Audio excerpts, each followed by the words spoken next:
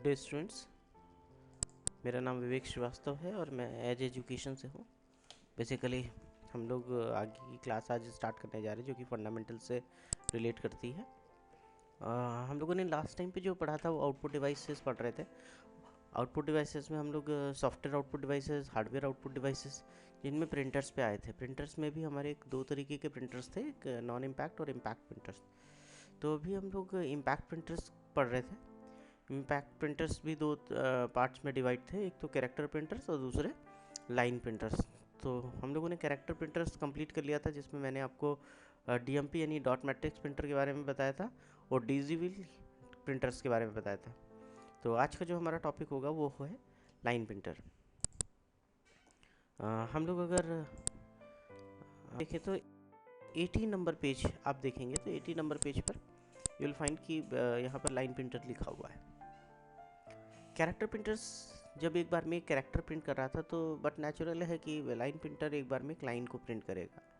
तो line printers are the printers which print one line at a time. These are the further two types.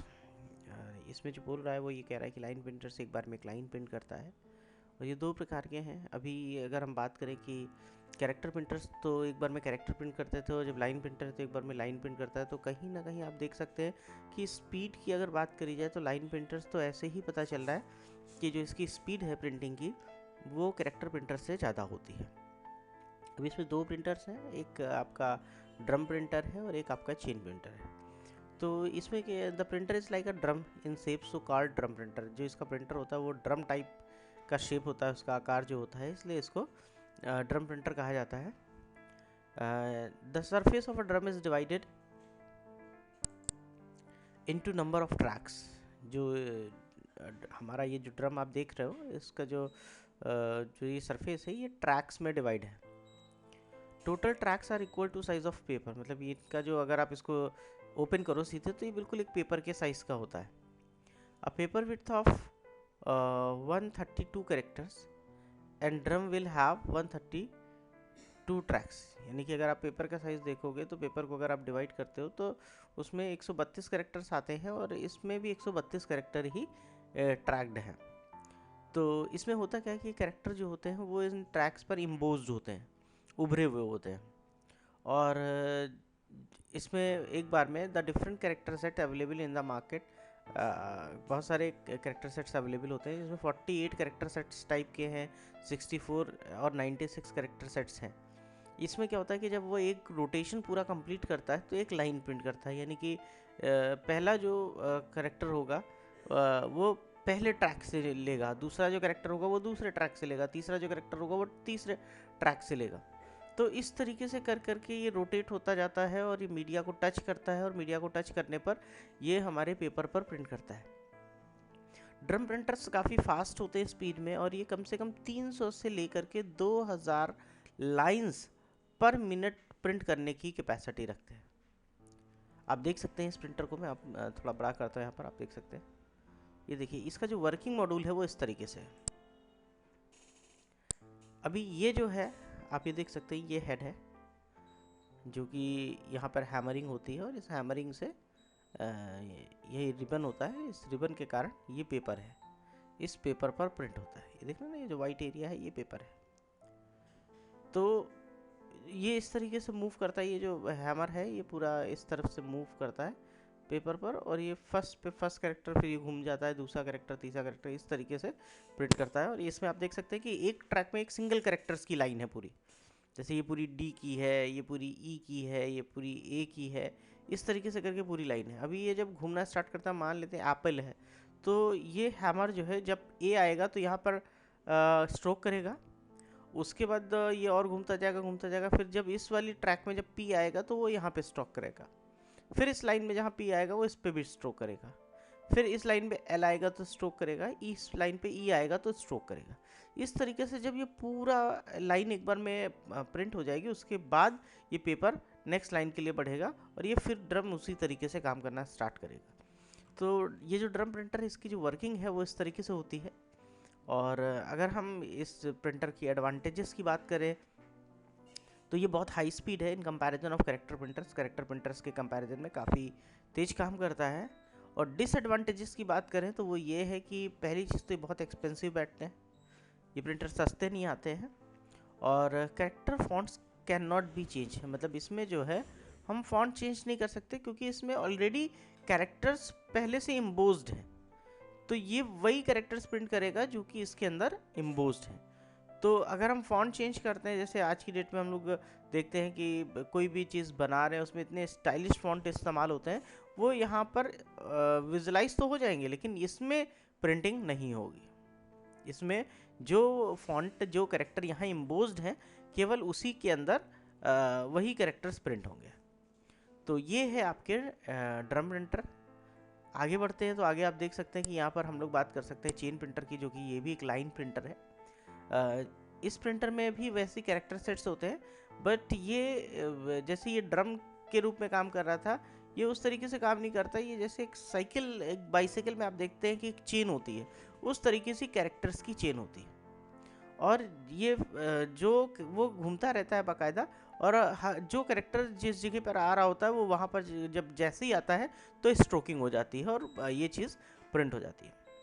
तो chain printers भी अच्छे printers हैं, line printers की तरीके से काम करते हैं ये।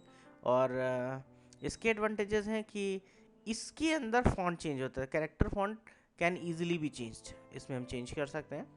दूसरी चीज़, इसमें हम डिफरेंट लैंग्वेजेस यूज़ कर सकते हैं एक ही प्रिंटर पर। और तीसरी चीज़ ये है कि जो इसका डिसएडवांटेज है वो ये है कि ये काफ़ी आवाज़ करता है। तो चेन प्रिंटर काफ़ी यूज़ होते थे, बट आज की डेट में हम लोग नॉन इम्पैक्ट प्रिंटर्स के साथ में काम करते हैं।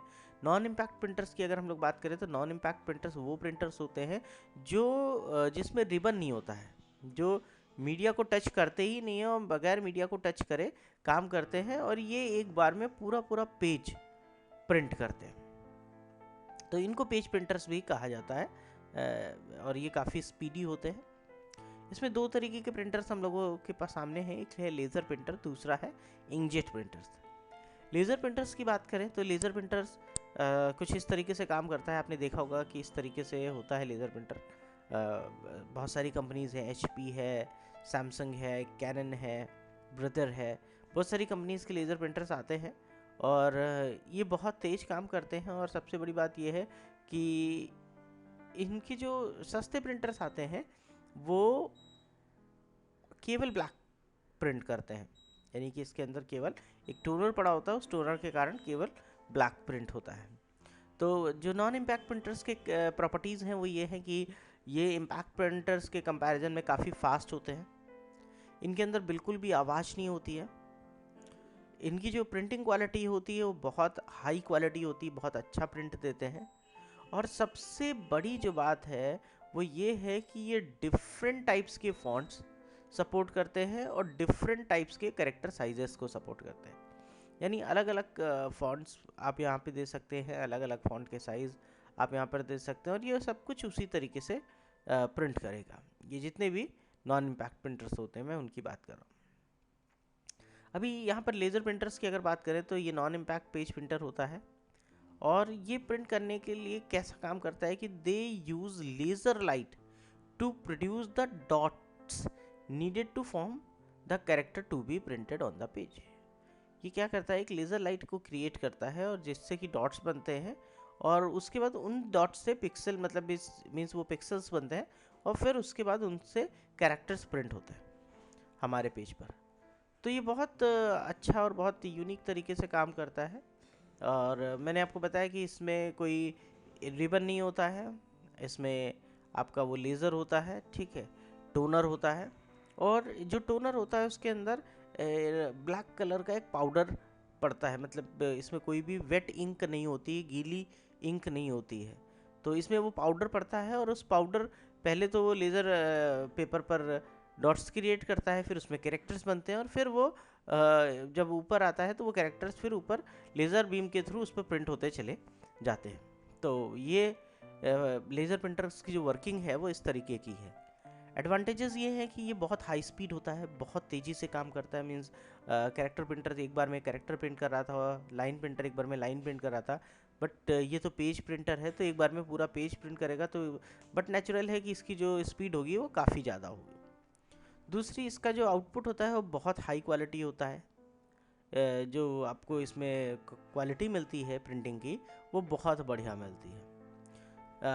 आपको ग्राफिक क्वालिटी भी बहुत अच्छी देता है। अगर आप कोई इमेजेस निकालते हैं, भले ही वो ब्लैक एंड वाइट निकल रही हो, बट इमेजेस की क्वालिटी आपको बहुत अच्छी मिलेगी, पिक्सलेट नहीं होंगे, कलर्स उसमें सही दिखाई पड़ेंगे।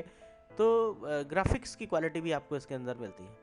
और बहुत सारे फ़ॉन्ट सपोर्ट करता है, और बहुत सारे साइजेस सपोर्ट करता है। यानी कि अगर आप फ़ॉन्ट को बड़ा छोटा करके भी प्रिंट करते हैं तो भी प्रिंट करेगा। और फ़ॉन्ट अगर आप डिफरेंट स्टाइल के फॉर्म इस्तेमाल करते हैं, जैसे कि आपने टाइम्स न्यू रोमन लगा लिया, फिर एरियल ब्लैक लगा लिया, फिर कोई आपने हिंदी के फॉन्ट्स क्रूति देव लगा लिए, तो आप फाइंड करेंगे कि सब कुछ आपका उसी तरीके से प्रिंट हो रहा है।